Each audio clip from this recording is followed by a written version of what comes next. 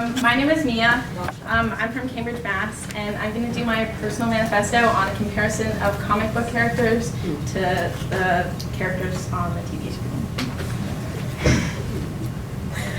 Okay.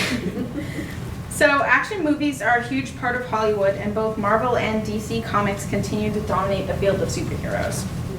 Some of the movies and shows that I have behind me are based on comic books. Many parts about the characters had to be changed when they were put on the big screen. Classic comic book characters do not often fit in today's day and age and have to be modified when they are put on the TV screen. Often this is not done in the best way, and the characters are still left with their underlying themes like sexism, racism, and homophobia.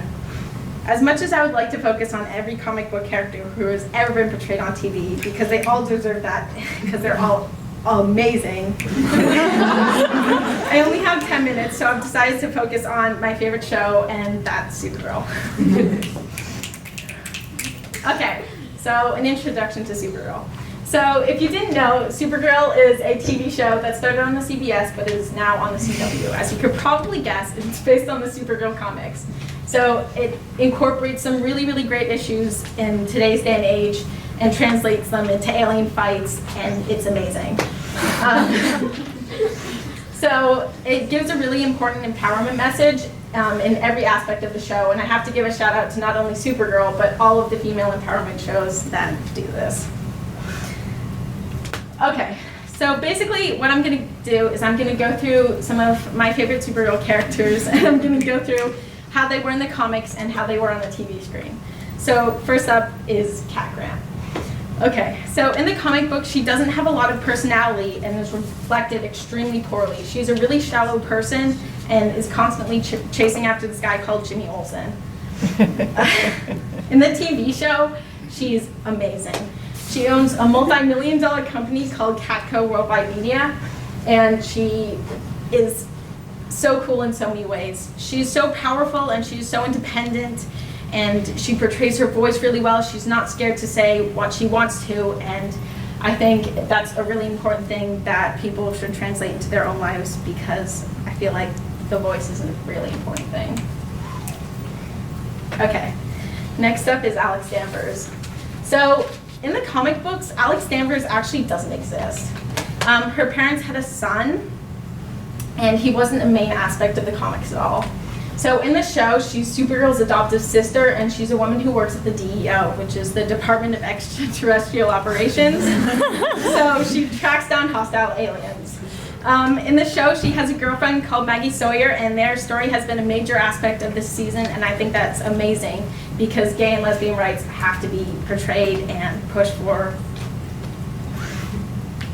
Okay, next up is Maggie. So in the show, in the comic books, she has a kind of sad story. Even though her background in the show and the comic books are fairly similar, in the comic book she's a cop who gets pushed away and shunned because she's lesbian, and she gets pushed into National City. In the comic book, she eventually dies, which is really sad because she's so cool. In the show, she's a really, really cool cop who always pushes herself forward, always pushes herself in danger. She stands up for other people when she feels like it's right, and currently she is engaged to Alex Danvers. Okay, last up is Supergirl. Okay, so Supergirl is such a cool character in so many ways. She portrays such a powerful message. So in the comic books, she was originally created just to promote the Superman franchise. When they thought they had made as much money as they possibly could, they actually killed her off. She died in a comic book called The Crisis of the Infinite Earths, and unlike a lot of other superheroes that died during that time, her memory was actually erased from existence. So nobody could remember her life or how she died at all. She was mainly created as a trademark. She was rebooted in 1984 in a movie that was extremely unpopular, which didn't help her name at all. They tried to bring back the comic book several times, but not that much success. So in the show, she's such an important character. She is the main character of the show, and I feel like she portrays such amazing things. She's so happy all of the time, but she isn't scared to speak her mind, and she stands up for what she believes in all of the time. She sets these trends that are amazing and should continue to be set for women in comic books. Something that's really interesting about Supergirl is throughout the seasons of Supergirl, her most important person in her life has actually been her sister, which I think is really cool because it pushes away the norms for women in media and women in comic books specifically, that they always have to have a man with them. So I think it's really, really amazing the message she's portraying, and I feel like it should be portrayed in a lot of other places. Okay, so all of this stuff is so amazing and should continue to be pushed forward, but we still have a long way to go. So on the left, you have the comic book where Supergirl died, and on the right, you have a poster that was released in October of this year for the show. So their reasoning behind releasing this poster is anybody who knew the comic books would know that Supergirl died, so they were wanting to tune in to see if she ended up dying. I didn't agree with this poster, and I know a lot of people didn't, because Superman was actually only in 2 episodes in the 2nd season. So, and he made the poster, which was kind of ridiculous. And of course, the way she is in this poster and the way she's portrayed is stereotypical, and I don't feel like should be pushed for. Okay, so how does this all relate to me? So I'm basically going to compare myself at home and at CSG like I compared my comic book characters. So at home, I put up huge walls, and I don't like to talk to anybody about my emotions. I surround myself in this armor, and I put on a face. I feel, I've been told here several times that that's not healthy.